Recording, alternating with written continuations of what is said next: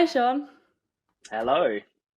Now, thank you to Charlie with Friends. This is the podcast where we talk about all things small businesses, and not particularly like marketing and a business itself. Now, I've got a question first. How do you like your coffee in the morning? Oh, I don't. I am not a hot Ooh. drinker. Oh So no. mine is I'm a pre-workout coffee or caffeine drinker Okay, first okay. thing in the morning. That's my fun fact for today. So we're not a non-caffeinaire. We're just not a non-hot drinker. I don't know You're how people drink hot drinks.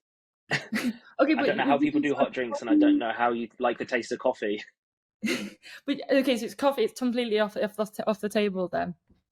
Any flavour of pre-workout then, I should say. Yeah, completely off the table. Yeah, I like. Yeah, blue raspberry's the one. It's got to be bright blue and Ooh. delicious. Yeah. So anytime blue actually has an amazing flavour.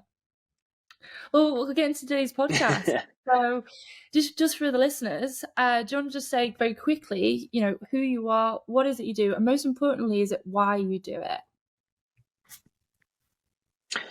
Yeah, so I'm Sean. Hi. What I call behavior change coaching is kind of like personal training on natural steroids.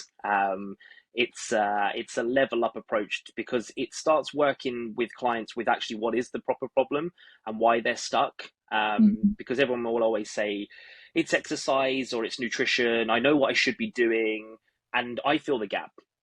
I go, okay, you know what you should be doing, so let's actually now go and figure out how to do it, and in a sense, why you've been avoiding doing it. And it isn't just body transformational based; it is, it is lifestyle, personal development. It has a carryover to wealth and relationships and your social side. It's all interlinked. And why do I do it? Because I have been my own biggest client. Mhm. Um, Everything that I've done from becoming a PT to what I do now has been all part of my own personal journey. And I've Mhm. seen the effects and the wonders that it's had on it. And I know there is thousands, if not millions, other people out there that are in the exact same boat as me that needed a simple fix. It's not complicated. You just need to know where you were going wrong. Oh, absolutely. I will put myself in this boat where your nutrition, your health, and even just your mindset, it all stems from a few habits that you don't probably even realize. Would you share with just a little bit about your journey then? Because it sounds like it's a real important part of your why. What was it about your journey that you wanted to create this vision? Yeah, we just did a little bit about my ice hockey background, and that was a huge part of my life. I played ice hockey from the age of 5 and went pro at Mhm. 16. But Amazing. from a young age all the way through till a couple of years ago, I was a yo-yo waiter. I didn't struggle with weight. I wasn't massively obese. I just carried more levels of body fat than I should, which then performance-wise massively affected my game. Mhm. Um, and I was constantly fighting against being heavy and having to work twice as hard. But when I look back at it now and what I know now, it was so simple. The areas that I was missing, a huge part of it was nutritional knowledge, Yeah. um, which was just basics of overconsumption and under eating. Sleep was a huge one in my latter part of my career. From when I became a PT, working at 5 o'clock in the morning, I was probably getting like 4 or 5 hours sleep a night, and then napping in the day, which obviously massively affected my hunger hormones and my fullness hormones. Mhm. Um, so and then I've been through the t-shirt pulling and not wanting to take it off at the pool, Mhm. and worrying about what other people thought about me, and just comments. I had quite a thick skin, but it doesn't mean it didn't sting, because I knew it was true. I knew I Mm. had, I knew I wasn't in the best shape, but I wasn't ready to admit it. Um, so, but then, I say, from what I know now and what you just said a second ago, it is quite simple once you know what it is. It's not Mhm. complicated as the diet industry likes to make out. You just need to be willing to find out what it is, and learning how then to fix that problem. I completely agree, and just going to your sporting career, because you only have to look on Instagram and social media to see all of these top performing athletes, and there's almost that added pressure of, oh well, if I'm a pro athlete, I should be looking like that, I should be like that. Or and there also is another element of, you're in there kind of nearly every day, training as hard as you can, towards this goal. And when you're training so hard towards something, it's like, why am I not making progress? And like you said, if you're only getting 4 hours sleep, which is bonkers, by the way, I average about 9, and I can't function on anything less. Yeah, I realize there's yeah. a I long don't know how I did it. I have no idea. well, that's the thing. You look now, you're reflecting, you're looking back, and you're going, wow, how did I do that? How was I managing on 4 hours sleep? How was I, eating maybe some of the foods that wasn't that great for performance? New, like you said, wasn't Yeah, you were necessarily looking to be that body composition of, to be like sort of ripped or anything like that. It was like, I'm trying to be better at my sports performance here, but I don't know where to even kind of start. I know how to train. I know how to ice hockey. Like you said, you've been doing it since you were 5 years old. But yeah, it's then you got to. There's a whole big massive subject you got to get behind.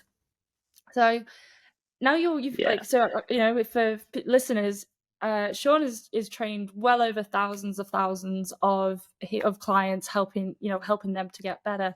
So what is one of the sort of current challenges that you're facing within your business at the moment?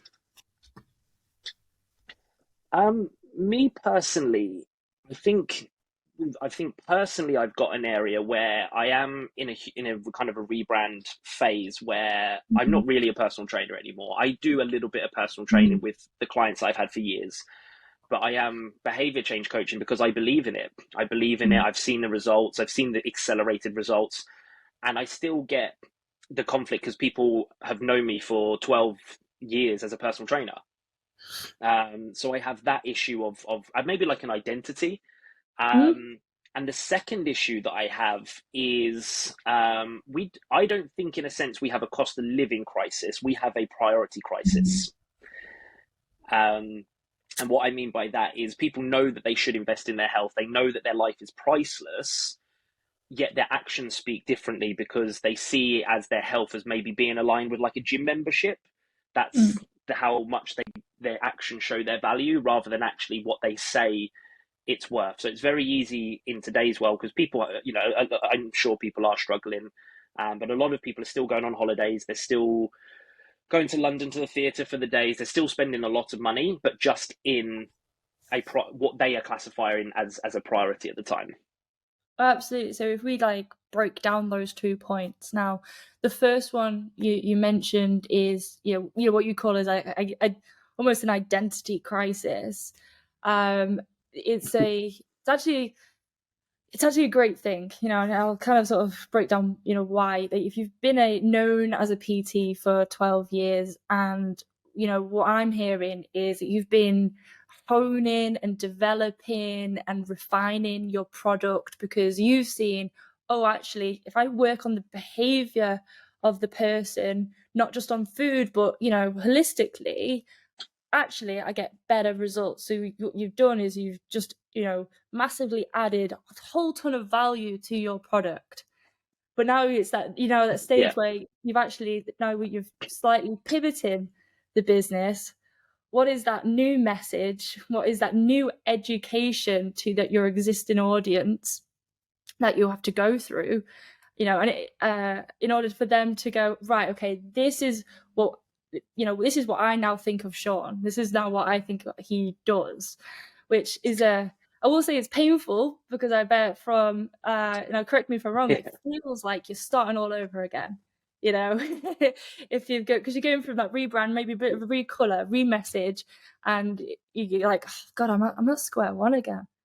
But you're not. You're absolutely yeah. not. You've gone through that journey. But I don't want to put feelings into your mouth. But, would you concur, or how do you feel about it? There's been some elements of fear. My PT was always my bread and butter. That was what was paying the bills, and I had it was kind of effortless marketing in a way locally. People know you, and they come to you, and that's what it is. But and to shift the, because it is a whole new business. It's still me. It's still my beliefs. It's just like you said, like Mm-hmm. evolved, but to get people to see it in a different way, because the biggest shift from it, and I've done PT myself. I became a PT because I had a PT, Yeah. and I've done coaching as well. And the biggest difference in both of those investments was the investment point. When you invest in a PT, you're investing in a workout. Whether there's diet, nutrition, whatever involved, you are paying to go and work out. And I've never had an issue with a client. As much as they hated being there, they still trained hard. But then as soon as you talk about what's important, shut down.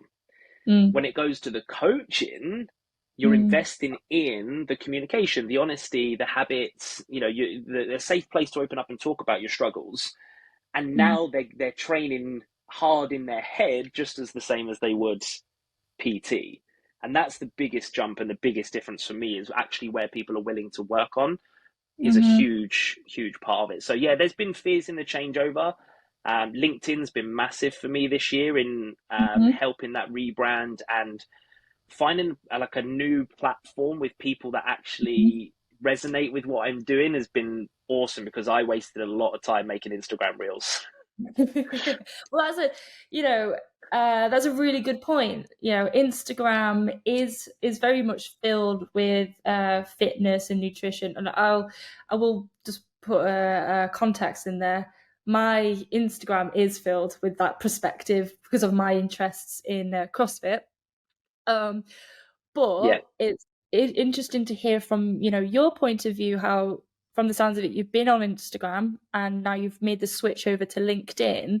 Do you want, just for the listeners, do you want to sort of say what things have been good successes and fails, or what have you learned by switching over to LinkedIn as a switching over platform? it's allowed me to find me again, my voice, who I actually am. I think I was behaving in a certain way to try and fit in Mm. with Instagram a little bit. Um, Caricature is the it's phrase I like just to use. you know, yeah. And you know what? Like you say, it works. Obviously, Instagram works for people. 100% it does. Facebook works for people. 100% it does. But I spent a lot of time there with not a huge return, and I spent a little time on LinkedIn with a huge return. So it just, whether it's my voice, whether it's my positioning, whether I've just got there at the right time, it just Mhm. works for me. And a big part of it is it's full of a network of people that want to see you win, which is hugely motivating, that Yeah. they actually want to see you win, rather than like, if I mention something about diet clubs, like Instagram and Facebook can like hunt me down with pitchforks. Whereas LinkedIn, they're more open to going, that actually makes sense, Sean. I can see where you're going with that. Or, throwing out a challenging comment that isn't, calling me all names under the sun. So Yeah. it's just, yeah, it's been massive, Mm. massive for my business and honestly for me personally, that's Mm. the biggest thing, I think, because it's not just that I got a few more likes on my post. It's been a big shift. No, there's a whole ton of things that could be breaking down here. You've found a community that's far more positive reinforcement behind it, and even I think my personal opinion of maybe more challenging questions. I think that's healthy. You've got to, it's almost a uh, gives you that little bit of check-in of our own opinions that we might have formed over the years, and go, is that right? And then as you kind of question it, and will you go, oh, no, no, no, no, actually that is right. And because it's in such a far more constructive manner, you can have this open dialogue where you can agree and disagree, a discussion. So I know I'm really, really pleased. And the other bit I wanted to touch on was, because you made that shift, it sounds like you've found more your values, your identity, your voice. I said the word caricature. If you've ever been around Instagram, and it's so addictive to do these funny reels all the time, because it does get more likes, it does get more exposure, but then it and if you just do that all the time, you just become this personality you don't even recognize yourself, and you can't, it's impossible to keep up. At some point that's going to break down. So I'm really Yeah, pleased for you. LinkedIn is a really great place, and it sounds like you've started to build that community. Now, yeah, talking of definitely. successes, And one of the things we started, I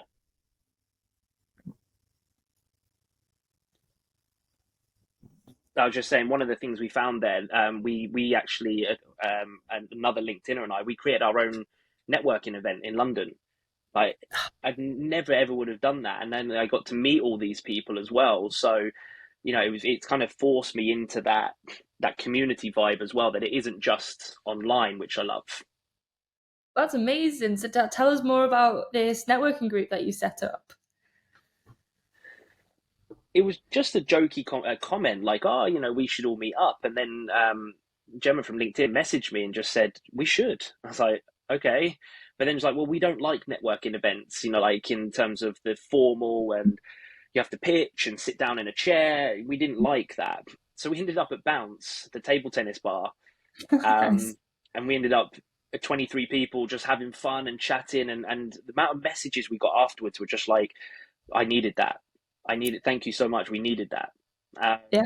So it was great to have. We made no money on it. It was just we were getting to hang out, but we were getting to hang out and network, and I was able to get a client from it as well. So Yeah, I wholeheartedly agree on this one, where you go to a networking event, you stand up, you do the 60-second pitch, you maybe chit chat, you don't really get to talk to anybody. All the conversation is really sort of top level, when actually some of the best clients, some of the best I've got a whole group, like, this is all started because of a whole network of people that I've never done but work with directly, but I've known them 10 years now, and because we went table tennis one time, or we went skiing one time, or we went, I yeah, don't know, name some activity where you could get to have a far deeper conversation. So that's a huge success, and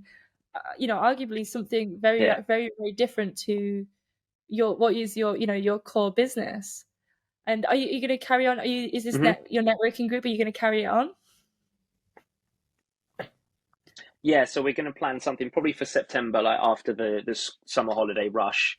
Um, it might be Bounce again, or we might think of another kind of activity. But I just feel like being in a relaxed environment allows you to build a relationship better than something that's forced. It's just Mm. more authentic, and I think that's what any form of relationship is about is authenticity. So if you can do it in an environment where people can be themselves, you get the real person. So we thoroughly enjoyed it, and yeah, I'm pretty certain we will do it again. Oh, that's fantastic. And I'm interested, as part of, because we're talking a lot about authenticity and identity and values. And you know, I know from my own personal experience, the more I've been myself, my personality, some of my habits in how I approach food, how I approach sleep, have always been better. Do you have any sort of top tips to helping other people also get to that point? Yeah, but I think it's so simple to say, isn't it? It's easy to say, just kind of like remember who you are. But um, I had a wake up call a little while back, and it wasn't massive, but it was to a point I'd reached my capacity with parenting. Um, the boys needed to go to bed. I was like, my brain was just completely full. I wasn't shouting, but like I could feel Mhm. this kind of like just this overwhelm and like, wow, like there's just no more room here. And they went to bed, and I was absolutely fine like half an hour afterwards. And something I used to always say with ice hockey, and what this moment did is it woke me up, because when I played ice hockey, I was always happy. Yeah, we lost and stuff like that, but there was no Mm. stress. It was, it was an easier part of my life. And what I always used to say to myself is, there's always tomorrow. Hmm. There's always another game. There was always another game. There was only one time I played my last ever game. Other than that, we played the next day, or we played again in 5 days' time. There was always another game. So, I had a choice the next morning. Was I going to do what I used to do with hockey and wake up and play the next game as hard as I possibly could? And what that did is that woke me up to remind myself of actually who I was Mm. when I played. And I didn't have to change that. Yes, life evolves. Yes, I've become a parent. Yes, I've, started to try and build my business more. But that's who Hmm. I was. That's who I grew up with. And I can mature that person. I don't have to be the kid that I was, but I could still have some fun. I could still be a bit cheeky. And when I said I found myself a little bit, I found myself in my content. So being able to write how I think, Hmm. I believe that's doing well on LinkedIn. I Yeah. think because people are hearing me Mm. rather than me just writing like a copywriter, Yeah. I feel like that's coming across. And then when I'm talking to people, I'm building relationships. So it is just taking a deep dive and looking into who you actually are, or just who you actually want to become, and stop worrying about what other people might think is Mm. is huge, because it doesn't matter if Mm. somebody's doing better than you. They will never bring you down. They're too busy working on themselves, or like you, Charlie, trying to bring others up. Well, that's a brilliant answer. And like you said from the very beginning, it's so much easier to say it than it is to do it. It is a journey. It is something you've got to work at. But you made a really, really interesting point there. Now I also come from that sports background, and I truly believe that sports, in my childhood and in my teens and early 20s, and even now, has helped me in the business world, in my professional career. Yours is I'm going to borrow that actually. I really like it. I've never heard that one before. Okay, there's always going to be another game, because you're right. It might not look like the same game, but there will always be another game. There'll always be another chance to just do better next time. And I don't know about you, but I remember personally when I was a swimmer, so a swimming gala, I would put a huge amount of pressure on myself. It was like I had to go well. I had to be perfect at every stage of the race, unless it wasn't good enough, or I had to get a certain time, or it wasn't good enough. Whereas now I'm far more relaxed going into business, far more relaxed going into CrossFit competitions, because I think, okay, I do my mental prep checklist, right? What training have I done? What nutrition have I done? What sleep have I had? I've done a lot of competitions this year, and I've had the worst prep coming up to each of the competitions. But it worked.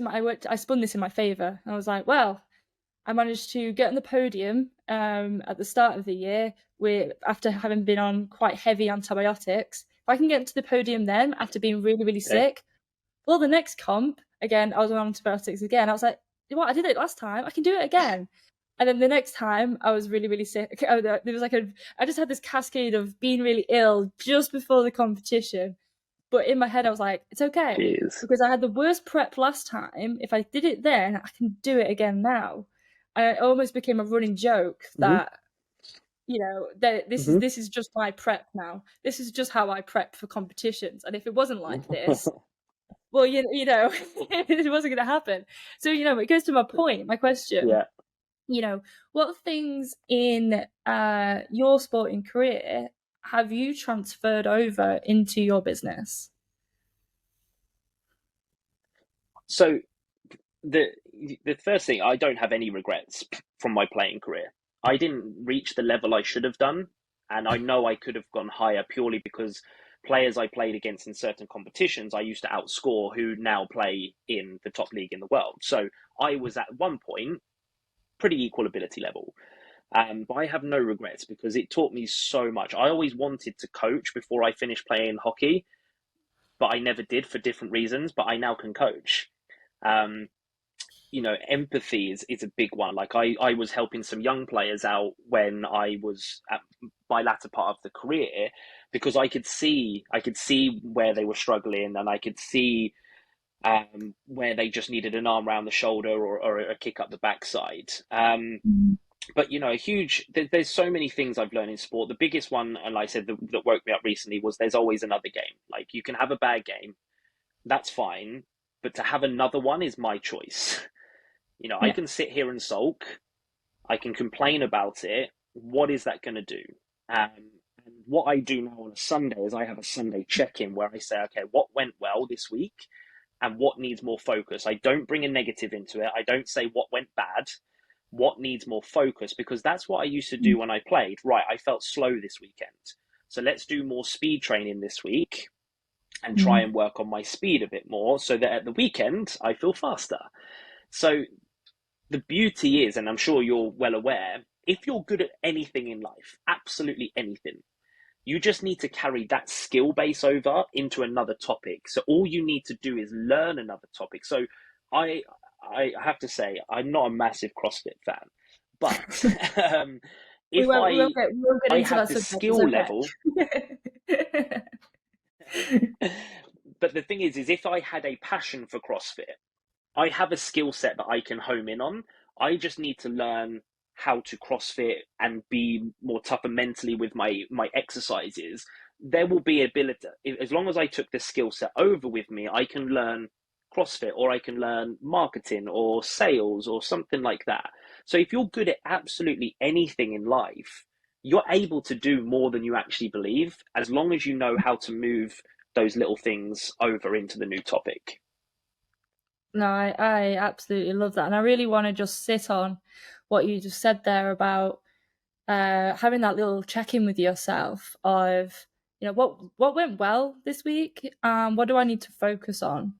I think that is really hugely powerful. I said I'm really keen to always get an action for everybody, after every podcast, and I think that is today's action.